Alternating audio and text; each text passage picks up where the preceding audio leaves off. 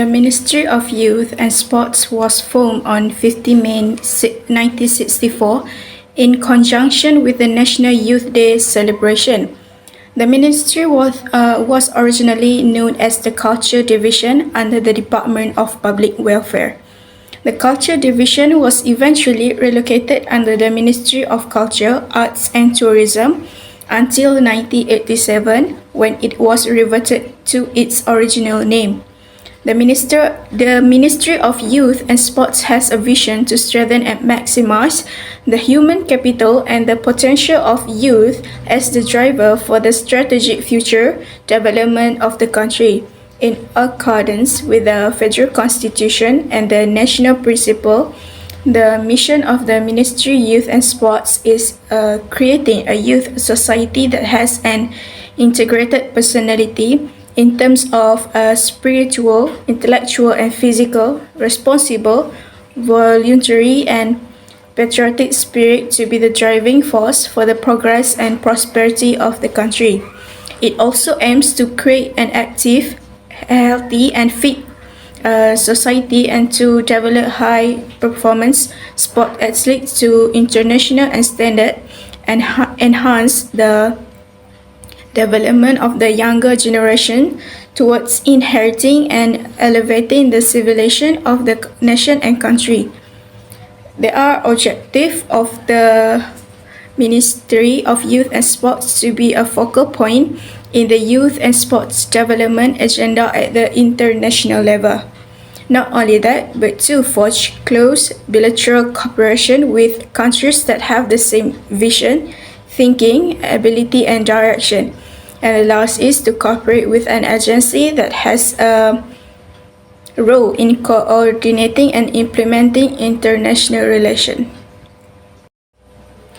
Malaysia 2023 budget has been released with an emphasis on measures to build resilience and weather uncertainties in the face of an increasingly challenging global economic and geopolitical environment. Budget 2023 theme Keluarga Malaysia Makmur Bersama focuses on incentive and financing for the B40 and M40 categories, youth, women, the unemployed, and entrepreneur. The spending for 2023 is estimated to be 12.1% more than the allocation for budget 2022, rising from 332.1 billion ringgit to 370 billion. 50% global minimum tax in 2024, e-invoicing, prospective carbon fees, and greater custom enforcement were among the primary revenue-raising measures mentioned. The government has allocated 374 million ringgit to the Youth and Sport Ministry in budget 2023. This is a significant increase over the 289 million ringgit allocated last year.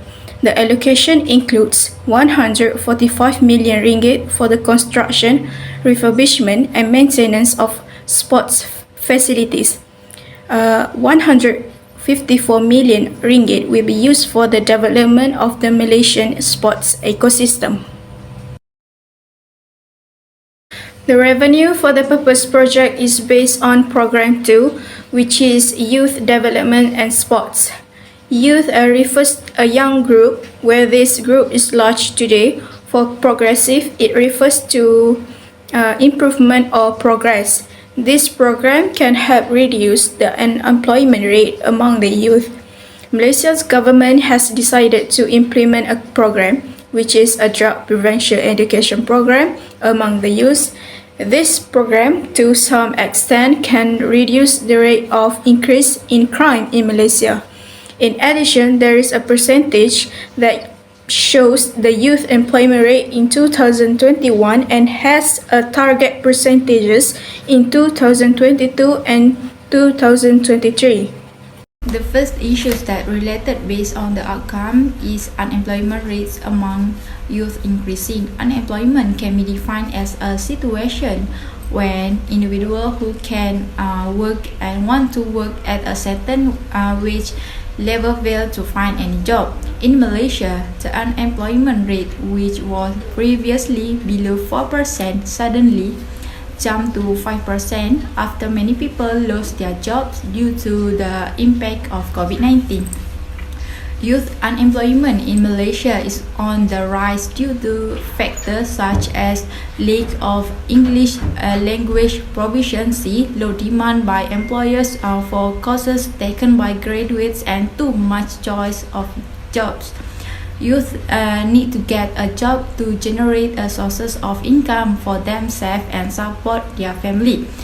The government needs to take a proactive approach to deal with these issues before it becomes a bigger and uncontrollable problem. Investing in today's youth is an investment in the future of the country. The second issue is criminal rates. The Ministry of Youth and Sport should play an important role in ensuring that this issue can be overcome as best as possible, so that it does not to continue damage the youth group, because the youth is a national asset. As example of criminal is sexual misconduct, rob, burglary, theft, and drug misuse. There are crimes that have been reported involving the youth demographic. There are several factors that are the causes of the increase in the crime rates. Among the causative factors, it is a lack of religions, education influence of peers, the nature of waiting to try, and free association. The factor mentioned earlier is one of the reasons for the increase in crime among the youth today. But every problem we have its own solutions, such as getting along with individuals who do not have a problems and engaging in voluntary activity. The Career Counseling Education Program is a program led by the Guidance and Counseling Unit to provide students with knowledge about various career fields in our country. Through the theme of Revolution of Career Explorations Towards, it is hoped that students will be exposed to the diversity of career fields in the digital era. It is expected that the students have knowledge about the specifications, type, atmosphere, and job information that the students can explore to suit their careers. With this, the students can already prepare themselves since they are still in school to venture into the jobs. Through guidance and career counseling service at the school level, students will be guided to explore their career development.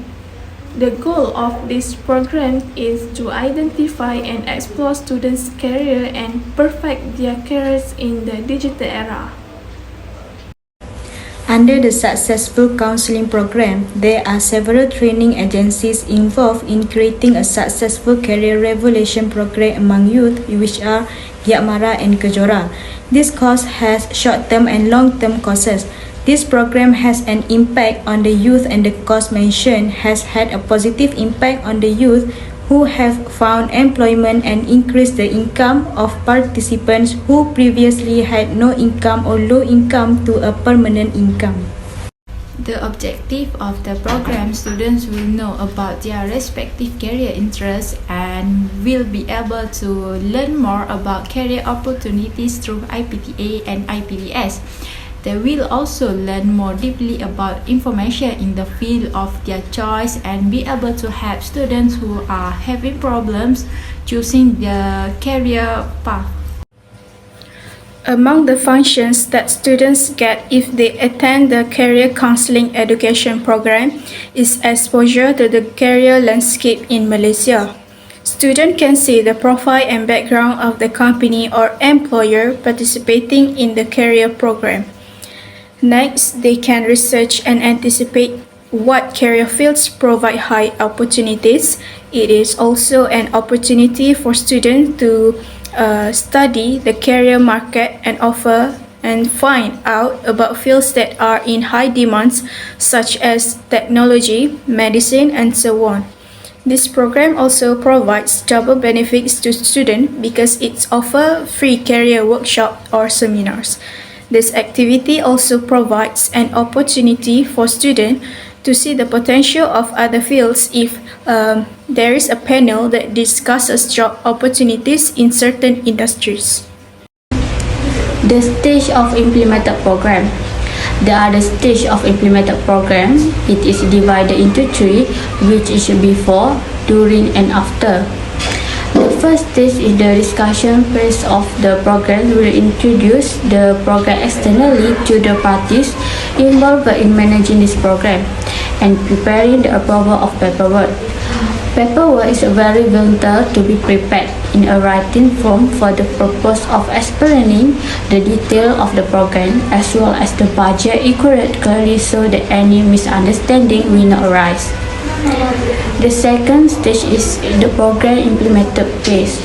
To implement all the works contained in the plans contained in the documents. The last stage is after, which is the program is the evolution of the program is needed in order to see which category the program is level. Therefore, we can know what the program is lacking and what we need to improve to be better. The first challenges of this program is the program use delivery in two languages, which is Malay and English. However, the presentation in English gets a less encouraging reaction because some students have a low ability in mastering and understand the English language. Because of that, students will lose focus and not concentrate during the program. So, the responsible parties should find other solutions to attract the students' focus again. As we know, besides Malay, English is also important in life where communication skill is English are believed to add value to the quality of youth. One of the impacts that students get in the career counseling education program is exposure to the career landscape in Malaysia. The career opportunities offered are in line with the current economic development and the country's demand because it is related to the policies introduced by the government.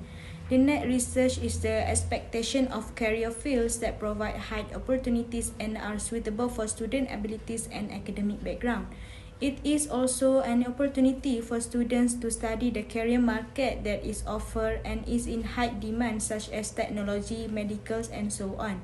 In addition, career counseling education also can provide various benefits to students who will finish school and start entering the world of work.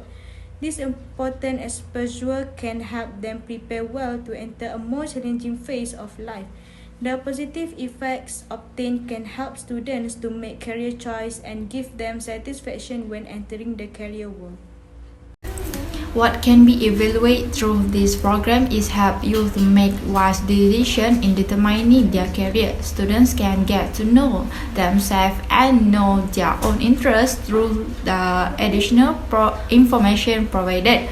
Next, make motivation and encouragement for them to compete healthily in the revolution for the current era. The issue of drug abuse has become one of the main causes of crime and is a threat to the well-being of society. This is because the problem of drug use is becoming more widespread and not only involve adults but also affects teenagers. Realizing the nature of this problem, the Ministry of Youth and Sports decided to join hands with the Malaysian Ministry of Education in implementing the drug prevention education program in schools effectively and systematically. Agency related to the program. There are a number of agencies involved in successful drug prevention program among youth, such as the Royal Malaysia Police (PDRM), the National Anti-Drug Agency, the Malaysia Drug Prevention Association, and last one is the Department of Islamic Development Malaysia. The objective of this program is At the end of the program, every student or among the youth can improve leadership in terms of knowledge understanding of the dangers of drug as well as drug prevention education skills to students, educators and school staff so that they can avoid being caught in drug crimes.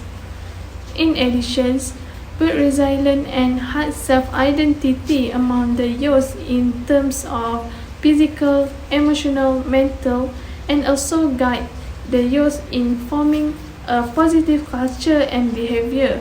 However, practicing good value being a leader is the fight against drug and being able to create youth with safe, prosperous, and free without drug crimes.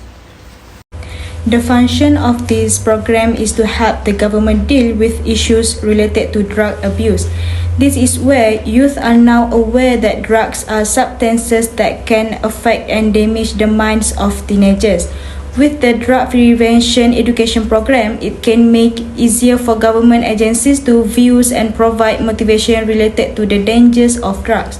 Not only that, the purpose of this program is to instill a hatred of drugs in students. Overall, this function can clearly explain why this program is implemented for the youth, because to produce youth who have a good identity where they will also become national leaders in the future. The first stages before we implemented our program is planning phase involves making a detailed plan to manage the program that will be implemented from start to finish. It is very important that working papers are prepared in written form for the purpose of explaining the details of the program as well as the budget spent clearly. Next, during the program, it more focused on planning phase is where the purpose of this phase is to prepare a project management plan PPP document that has been approved by the responsible party. Not only that, the implementation on phase where the program takes place and the responsible parties carry out all the work tasks that have been held accountable. Last stages in the development of a program to the main purpose of which is to inform everyone involved that each program is officially terminated. The termination phase began as soon as all the planned project activities have been successfully implemented and the project submissions have been confirmed and accepted by the project owner or agency. An example of a final report is a lesson plan, analysis, and class study reflection. In running an anti-drugs program, there will indeed be challenges in implementing. The most important aspect is needing enough classroom space and corners so that the programs that is to be implemented can run as well as possible. This is because the lack of classroom makes teaching activities learning related to the effects of drug will be limited and disrupted. The second challenge is the lack of student involvement in this program, as students avoid attending class or visiting the classroom and instead for drug-related exhibitions. They think that the drug issues is an easy matter, whereas it is something that should be given focus, especially to those who will step on age and the youth. Impact from the implemented program. Overall, with the existence of the drug prevention education program, it is a very appropriate to implement it in every existing school. This is because the drug prevention education program is an initial step and an early effective exposure in providing knowledge, reminders and warning to students about the dangers of drug crime. And it also has consequences for students who are involved in drug activity. In addition, students are the largest group in the youth category, which is a very significant group in shaping a country, in shaping the generation and leadership in the future. Through this drug prevention education program, we are able to help youth from involved in drug crime and can indirectly help reduce the percentage of drug cases in our country. For example, youth can learn the negative effects and risks involved in the misuse of drugs. This drug prevention education program is one of the best programs among the youth to make them aware of that drugs are dangerous weapons against themselves that can be destructive their thoughts. Overall, these programs bring many benefits to those who involved, especially the youth and the community. Next is the expenditure budget table for Program 2, which is Drug Prevention Educations. The total estimate budget for this program is 1,900 ringgit. The following table is the expenditure budget for Program 1, which is Career Counseling Educations. The total estimate budget for this program is 800 ringgit. In conclusion, we suggest two programs, namely the Career Revolution Program and the Drug Prevention Education Program. This Career Revolution Program is available to selected school students. Students and teenagers can get benefit from this program by learning more about the basic of job openings through various activities included in the Career Revolution Program. This is also in line with the government initiative to increase the youth influence on the country's future and expose them to Malaysia's vocational landscape. The second program is the Drug Prevention Education Program. This program is targeted for students, teachers and parents. The impact of this program is exposure in providing knowledge, reminders and warnings to students about the dangers of drug crime, and it also has consequences for students involved in drug activities. In addition, students are the largest group in the youth category, which is a very significant group in shaping the nation, in shaping the generation and leadership in the future. That's all from our group. Thank you.